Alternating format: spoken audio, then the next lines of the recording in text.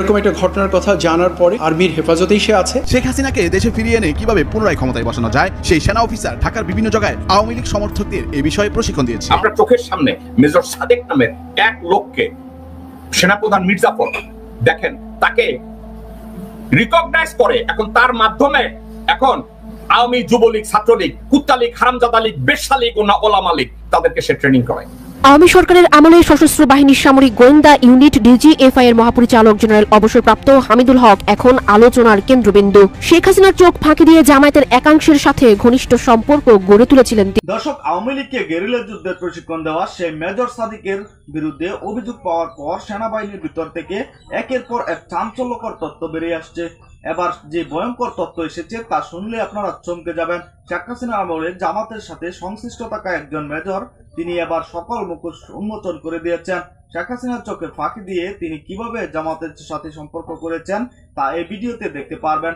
না টেনে একদম শেষ পর্যন্ত দেখবেন। চ্যানেলে নতুন হলে চ্যানেলটিকে সাবস্ক্রাইব করে রাখবেন। আওয়ামী সরকারের আমলে সশস্ত্র বাহিনীর সামরিক গোয়েন্দা ইউনিট ডিজিএফআই এর মহাপরিচালক জেনারেল অবসরপ্রাপ্ত হামিদুল হক এখন আলোচনার কেন্দ্রবিন্দু। শেখ হাসিনার চোখ ফাঁকি দিয়ে জামায়াতের একাংশের সাথে ঘনিষ্ঠ সম্পর্ক গড়ে তুলেছিলেন তিনি। এমনকি অন্তর্বর্তী সরকারের একজন শীর্ষ ব্যক্তির সাথেও নিয়মিত যোগাযোগের পাশাপাশি ডিজিএফআই এর দায়িত্ব পাওয়ার পর শেখ হাসিনাকে সরিয়ে রাষ্ট্র পুনর্গঠনের পরামর্শও পান হামিদুল হক।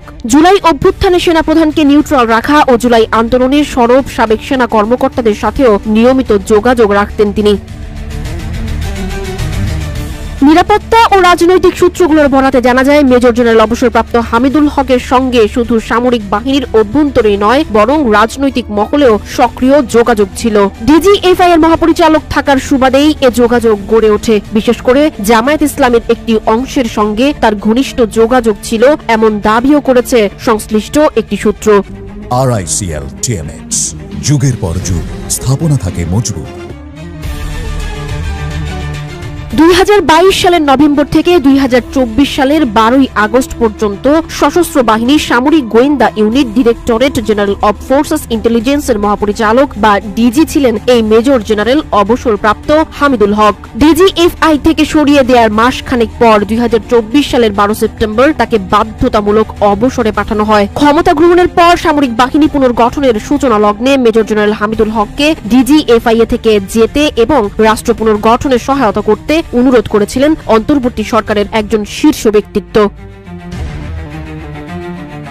জানা যায় মেজর জেনারেল অবসরপ্রাপ্ত হামিদুল হক আগস্টের শুরুর দিকে উত্তাল সময়ে সেনা প্রধান জেনারেল ওয়াকারুজ্জামানকে বিভিন্নভাবে সহায়তা করে গেছেন। এমনকি 5 আগস্টের আগে ন্যাশনাল টেলিকমিউনিকেশন মনিটরিং সেন্টারের সাবেক মহাপরিচালক মেজর জেনারেল বরখাস্ত জিয়াউল আহসান ও স্পেশাল সিকিউরিটি ফোর্স বা SSF এর সাবেক ডিজি লেফটেন্যান্ট জেনারেল বরখাস্ত মুজিবুর রহমান যখন সেনা প্রধানকে উৎখাতের ষড়যন্ত্রে লিপ্ত হয়েছিলেন তখনও মেজর জেনারেল হামিদুল হক সেনা প্রধানকে সহায়তা করেন। এছাড়া 5 আগস্টের আগে হাসিনা বিরোধী আন্দোলনে সাবেক যে সেনা কর্মকর্তারা সরব হয়েছিলেন তাদের সঙ্গে যোগাযোগ ছিল এই হামিদুল হকের।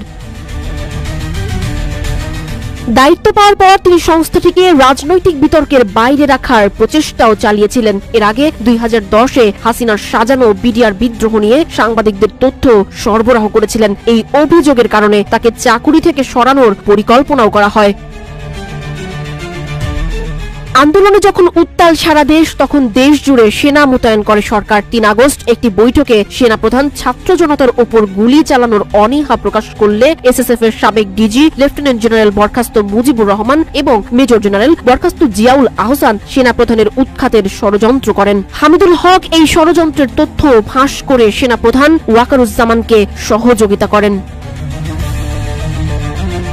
আরেকটি নির্ভরযোগ্য সূত্র জানায় ছাত্র জনতার অভ্যুত্থান চলাকালে সেনাবাহিনীকে নিউট্রালাইজ রাখা বা অভ্যুত্থানের বিপক্ষে সক্রিয় না করার বিষয়েও মেজর জেনারেল অবসরপ্রাপ্ত হামিদুল হকের সঙ্গে জামায়াতের একটি অংশের আনুষ্ঠানিক যোগাযোগ ছিল। ওই সময় সেনাবাহিনীর ভেতরে নিরপেক্ষতা বজায় রাখার কৌশলের অংশ হিসেবেই এই যোগাযোগ স্থাপন করা হয়েছিল বলে দাবি করেন সংশ্লিষ্টরা। যদিও এসব বিষয়ে এখনো প্রকাশ্যে কোনো আনুষ্ঠানিক বক্তব্য পাওয়া যায়নি, তবে এটি নিয়ে অভ্যন্তরীণ মহলে নানা ধরনের আলোচনা রয়েছে। আল্লাহ না করুন আপনি যদি ব্যর্থ হন, আল্লাহ না করুন আপনি যদি ব্যর্থ হন, আপনি যদি ব্যর্থ হন, বাংলাদেশের 20 কোটি মানুষ জীবনে আর কোনদিন শিক্ষিত, দূরদর্শী, বিশ্ববরেণ্য কোন মানুষকে আর বিশ্বাস করবে না।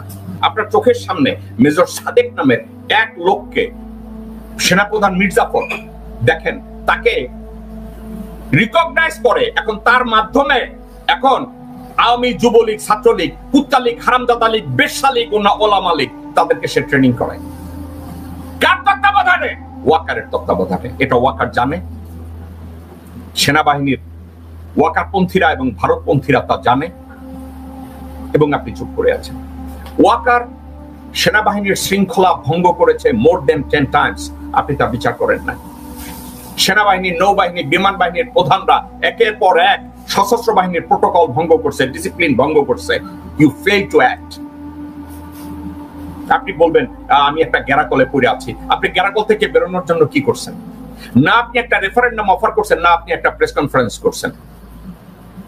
আপনি জনগণকে বুঝাতে চাইছেন you are one of the biggest kahuna, but still people are looking that what kahuna do you have, what do you have under your আস্তে।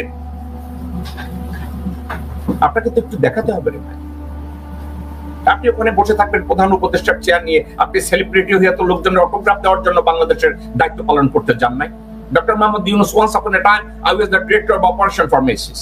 আমি যখন মেসির ডিরেক্টর অফ অপারেশন ছিলাম, আমি তো লোকজনের পছন্দের জন্য ওখানে যাই নাই। আমি 800 এমপ্লয়ি ম্যানেজ করছি, আমার সোপা দিয়ে, আমার ব্রেন দিয়ে, আমার হাত দিয়া।